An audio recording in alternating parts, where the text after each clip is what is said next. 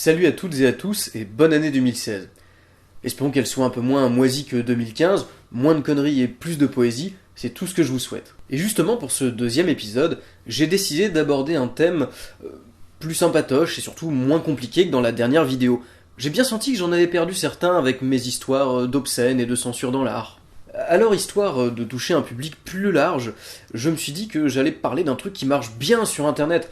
Le bon filon, quoi. Les petits animaux mignons dans la peinture. Du coup, cette fois, vous pouvez rapprocher les enfants de l'écran, et nous allons tous entrer dans un monde peuplé de petits chats tout choukinous. Allez, balance le générique. Vas-y, balance le générique.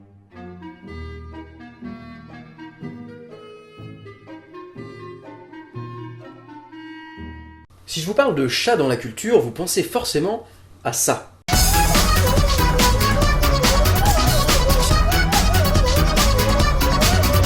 Mais non, bande d'incultes. Je veux dire, vous pensez forcément à ça.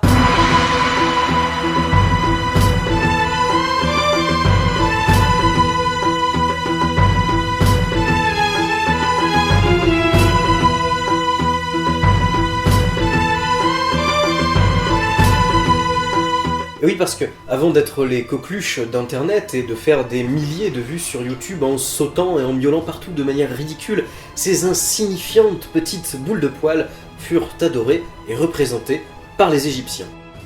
Il nous reste bon nombre de traces du rapport entre les chats et leurs maîtres égyptiens. On sait qu'ils étaient liés à la déesse protectrice Bastet. Les chats étaient donc associés à la protection du foyer et à leur mort, en tant qu'incarnation de la déesse, ils étaient momifiés. Certains historiens et écrivains grecs ont écrit sur la place du chat chez les Égyptiens. Par exemple, Hérodote indiquait qu'en cas d'incendie, les Égyptiens se plaçaient autour de la maison pour veiller à ce qu'aucun chat ne brûle. Mais plus tard, dans la société occidentale, sous influence chrétienne, le chat était considéré avec beaucoup moins de sympathie et davantage associé aux forces du mal qu'à des valeurs positives. Hérité du Moyen-Âge, cette image diabolique poursuivra les chats jusqu'à la Renaissance. Dans de nombreuses peintures chrétiennes, il fait figure de symbole maléfique en lutte contre les forces divines.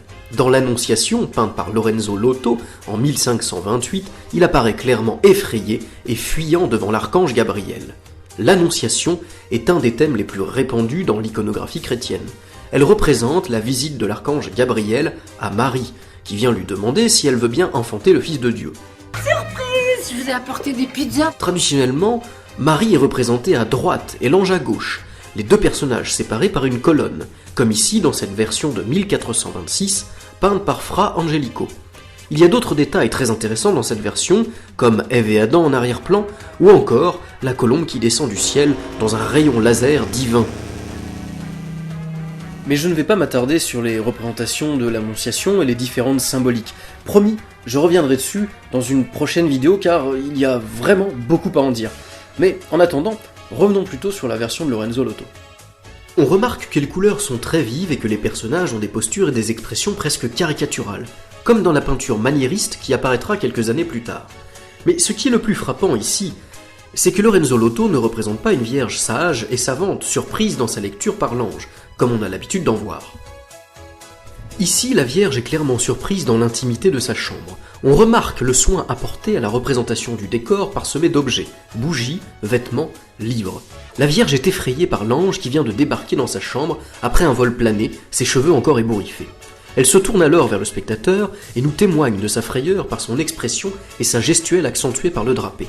Tout confère dans cette œuvre à rapprocher le spectateur de la scène, les détails du quotidien, les émotions exacerbées, le regard de Marie dans notre direction.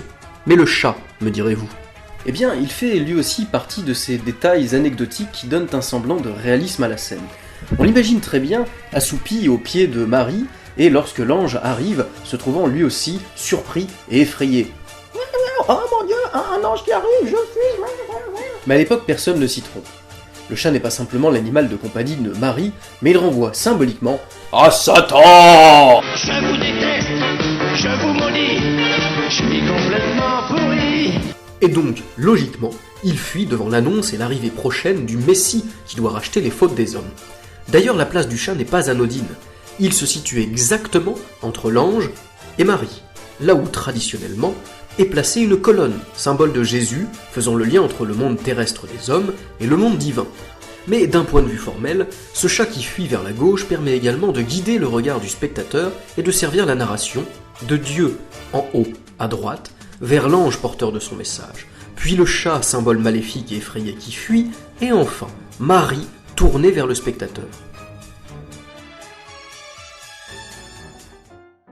On retrouvera la présence du chat dans une annonciation plus tardive, celle de Rubens en 1628.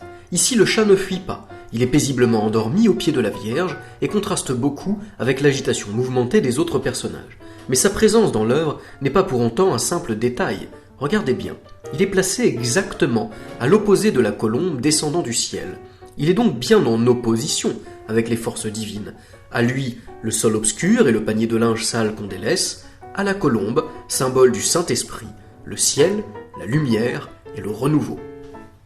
La scène, ou le dernier repas du Christ, est également une des scènes les plus représentées dans l'art chrétien.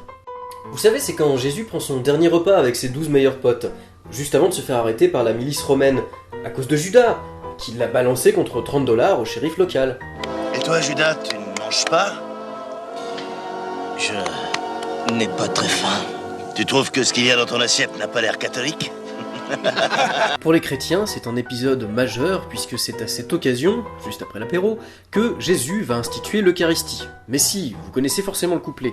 Ça doit être écrit quelque part par là. Non, c'est pas dans cette version. C'est dans celle-ci. Prenez et buvez-en tous, car ceci est la coupe de mon sang, le sang de l'alliance nouvelle et éternelle qui sera versé pour vous et pour la multitude en rémission des péchés. Vous ferez cela en mémoire de moi. Et oui, à l'époque, il n'y avait pas la photo. Donc pour bien se souvenir des gens, avant qu'ils aillent se faire crucifier, on buvait tous une petite coupelette de leur sang. Ça, c'était le bon temps. Alors du coup, Jésus refile le vin et le pain à toute la tablée, et tout le monde ripaille et fanfaronne gaiement. Tout le monde? Non, sauf Judas, le traître. On le reconnaît bien ici dans la scène peinte par Cosimo Rosselli dans la chapelle Sixtine. Non seulement il est assis de l'autre côté de la table, sûrement que le mec chargé du plan de table devait avoir quelques doutes sur le bonhomme, mais en plus, il est affublé d'une auréole discount en alu, alors que tout le monde en a une dorée, et, cerise sur le gâteau, un petit diable est perché sur son épaule. Le gars, il aurait porté une pancarte autour du cou avec écrit « Je suis un indique des Romains », que ça aurait été plus discret. Mais revenons à nos chatons. Comme dans les Annonciations, le chat est présent et au premier plan. Il se bat avec ce qui semble être un gros rat dégénéré. Bon, en fait c'est un chien, mais le peintre était visiblement plus doué pour peindre les personnages que les animaux. Non mais franchement, regardez le chat. On dirait vraiment qu'il est empaillé. Chien et chat se battent donc au premier plan de l'œuvre. On pourrait penser qu'il ne s'agit là pour le peintre que d'instaurer davantage de vie dans son œuvre par cette petite scène anecdotique, mais en réalité, les animaux renvoient la lutte du bien contre le mal, Dieu contre Satan. Le chien étant le symbole de la fidélité, donc forcément, du côté des gentils, ce combat fait écho à l'anticipation de Jésus qui prévoit sa passion, c'est-à-dire sa crucifixion et sa mort, puis 3 jours plus tard sa résurrection, ce qui est considéré comme la victoire du Christ sur le prince de ce monde, le diable. On retrouvera la présence du chat, plus ou moins soulignée, dans de nombreuses autres représentations de la scène. Sagement assis derrière Judas dans la fresque peinte dans le réfectoire du couvent San Marco de Florence en 1480 par l'artiste Ghirlandaio. Le chat espérant chaparder un morceau de viande est ici tout aussi bien une référence domestique qu'une allusion à la traîtrise de Judas. On le retrouve fuyant devant un chien dans la version de Romanino, peinte en 1513, ou encore embusqué, avec un air très fourbe, chez Jacopo Bassano en 1546. Ici, il est clairement en train de préparer un mauvais coup au chien sagement endormi au centre de l'œuvre et au pied du Christ. On retrouve encore une fois la thématique du bien contre le mal, de la traîtrise contre la fidélité. Et pour en finir avec les représentations de la scène, une version que j'aime particulièrement, celle peinte par le Tintoret en 1594 à Venise. Ici, tout est magnifié par la lumière. Les anges eux-mêmes, qui semblent s'inviter au-dessus de la tablée, ont l'air de spectres. Leurs corps ne sont qu'ombre et lumière, comme s'ils s'échappaient des volutes de fumée de la lampe. Et dans cette scène, presque fantastique, le Tintoret place en bas à gauche 2 animaux domestiques. Un chat, occupé à fouiller un panier de vaisselle à la recherche de restes, et un petit chien embusqué, prêt à lui bondir dessus pour le faire déguerpir. Ici, Le rapport de force est donc inversé. C'est bien le chien qui va surprendre le chat, le bien qui va triompher sur les opérations du malin. Le chat n'a donc pas bonne presse dans l'art chrétien. Et de manière générale, il va être considéré pendant assez longtemps comme un sale petit bâtard diabolique. Heureusement pour lui, avec le temps, son image va s'améliorer. Enfin, ça n'empêchera pas une petite chatte de se retrouver au beau milieu d'une des affaires les plus sulfureuses de l'histoire de l'art. Lorsqu'Édouard Manet expose au salon de 1865 sa fameuse Olympia, c'est un bon gros scandale qui éclate, à tel point que certains visiteurs veulent abîmer la toile à grands coups de canne et de parapluie. En effet, à l'époque, les spectateurs du salon sont scandalisés de voir ainsi peint un nu féminin qui ne cache rien, même pas sa chatte. Alerte à la cochonne! Arrière, ville nymphomane! Avant de parler du scandale autour de l'Olympia, il faut rappeler que Manet s'est inspiré d'un célèbre tableau du Titien, la Vénus d'Urbain, peint en 1539. La Vénus d'Urbain est une commande du duc d'Urbino faite au Titien. Ce dernier veut le portrait d'une belle femme nue et prend pour prétexte un sujet mythologique. Titien s'emploie donc à mettre en avant la sensualité du modèle par sa position révélatrice, tranquillement allongée dans un palais de la Renaissance. Ce qui est marquant dans cette œuvre, c'est la reproduction du geste, la main sur le sexe. Ce geste pourrait s'apparenter à l'évocation de la masturbation féminine. À l'époque, cela est tout à fait admis dans le cadre du mariage. On pense que ça participe à améliorer la fécondité des femmes. D'ailleurs, d'autres objets font référence au mariage. Les roses dans la main, les coffres de mariée en arrière-plan et le petit chien assoupi au pied de Vénus. Encore une fois, le chien étant le symbole de la fidélité. Il fait également référence au compagnon préféré des dames de l'époque, le Titien. Et oui, le Titien a sa mémère.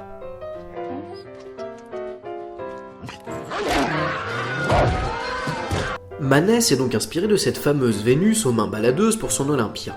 Il en reprendra la composition. Mais il prend soin d'inverser toute la symbolique de l'œuvre, et surtout, désireux de naturalisme, il cherche à représenter le monde tel qu'il le voit, et ne prend pas le prétexte de la mythologie pour montrer un nu. C'est précisément ce qu'on lui reprochera. Au XIXe siècle, il est parfaitement admis de représenter des nus. 2 ans avant l'Olympia, Alexandre Cabanel remporta un vif succès en présentant au salon sa naissance de Vénus. Mais ce qui n'est pas toléré, c'est que Manet ne représente pas une déesse dans son œuvre, mais bien une femme aux mœurs légères, une prostituée. Bon, d'accord, ce n'est pas non plus n'importe quelle prostituée.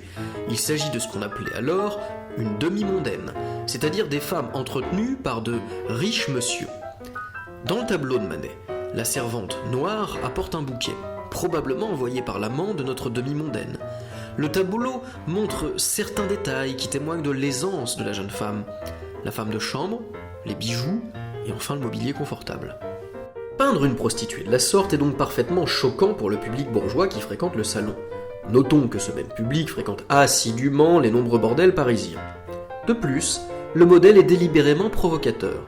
Il est tourné vers le spectateur, la main posée sur son entrejambe, exhibant toute sa féminité, avec une certaine fierté insolente. Et, cerise sur le gâteau, à une époque où on a tendance à idéaliser les modèles, Manet fait en sorte que l'on reconnaisse parfaitement la femme qui pose. Il s'agit de Victorine Meurant, une peintre parisienne qui posa de nombreuses fois pour Manet. Et pour l'époque, comment dire, Victorine n'est pas franchement canon. Pire encore, elle est trop maigre, au point qu'on lui donne le surnom de crevette. Vous l'avez compris, cette œuvre avait tout pour déplaire à l'époque. D'ailleurs, le titre, l'Olympia, n'était pas le premier choix de Manet pour son œuvre. À l'origine, il voulait l'appeler le chat noir. Mais ça aurait été bien trop provocateur, car ce chat noir à la queue dressée fait évidemment référence à la lubricité. Manet pensait sans doute qu'il était plus sage d'opter pour Olympia. En faisant ainsi référence au mont Olympe, il risquait moins d'attirer les foudres vers le mont de Vénus. Franchement, aujourd'hui encore, ce tableau a un genre.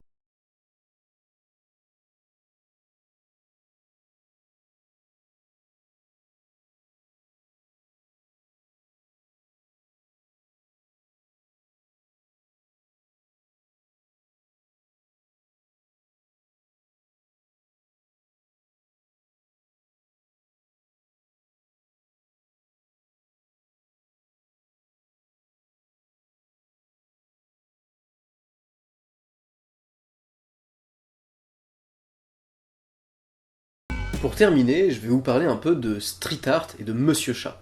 Le street art, ou art urbain dans la langue de Molière, est une pratique artistique qui consiste à recouvrir les murs de la ville de tags, de graphes, de fresques, de mosaïques, bref, il y a beaucoup à en dire là aussi, et promis, on fera une vidéo dédiée au street art et aux artistes qui constituent ce mouvement. Quant à Monsieur Chat, vous le connaissez forcément tous. Vous l'avez déjà aperçu au détour d'une rue, d'un documentaire à la télé ou d'une vidéo internet. Monsieur Chat, c'est un matou jaune-orange, au large sourire à la Lewis Carroll sous acide, parfois affublé de petites ailes qui se tapent l'incruste sur les murs de Paris, Londres ou même New York. Monsieur Chat a même fait l'objet d'un documentaire sorti en 2004 et tourné par le génial Chris Marker. Si vous ne savez pas qui c'est, il est urgent de Wikipédier le bonhomme et d'aller voir ses films. Le père de ce félidé à la bombe est un artiste franco-suisse, longtemps resté anonyme, bien caché derrière son pseudo de graffeur, Monsieur Chat, jusqu'à ce qu'un procès l'oblige à révéler son identité. En effet, l'artiste Thomas Vuille s'est fait surprendre par la police en pleine séance de grave dans la ville d'Orléans. Le procès lui a coûté 300 € avec sursis, mais a surtout contribué à mettre l'accent sur son travail et à donner un peu de visibilité au street art en France. Depuis, Monsieur Chat a bien déroulé sa pelote et est connu dans le monde entier comme une figure du street art, mais également comme une icône pop. Car l'objectif de Thomas Vuille n'est pas de rester dans la rue, mais bien de faire vivre, et de vivre de son art. Pour ça, il va évidemment intégrer le marché de l'art et exposer dans des musées et des galeries. Mais ça coûte combien ça? Je crois qu'il a 30 000 €. Je peux vérifier si vous voulez. Ouais, vaut mieux vérifier quand même. Alors comment interpréter le choix d'un personnage félin ici? Vous l'aurez compris, on est bien loin du chat diabolique ou du chat sacré.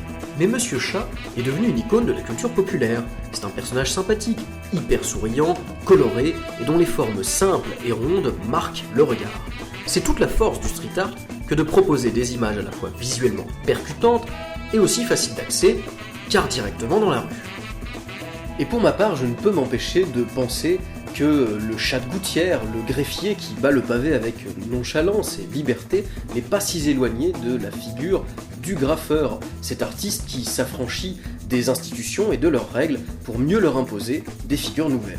Le graffeur, comme le chat, impose sa loi par la simple force de sa liberté et décide de faire de son art quelque chose d'accessible à tous et non pas simplement réservé à une petite élite culturelle qui fréquente les musées.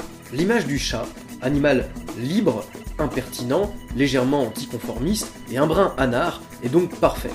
Non seulement pour le street art, mais également pour nos générations, beaucoup plus habituées à miauler en solitaire qu'à aboyer avec les meutes. Merci à tous d'avoir regardé ce deuxième numéro de Vas-y voir, j'espère vraiment que ça vous aura fait ronronner de plaisir. Alors n'hésitez pas à miauler sur tous les toits, à liker et à partager notre page Facebook, et à vous abonner à notre chaîne YouTube. Un immense miaou d'amitié à Morgane, sans qui cette aventure n'aurait jamais débuté, et un grand bol de croquettes à Monsieur Romain qui nous a bien aidés pour ce numéro.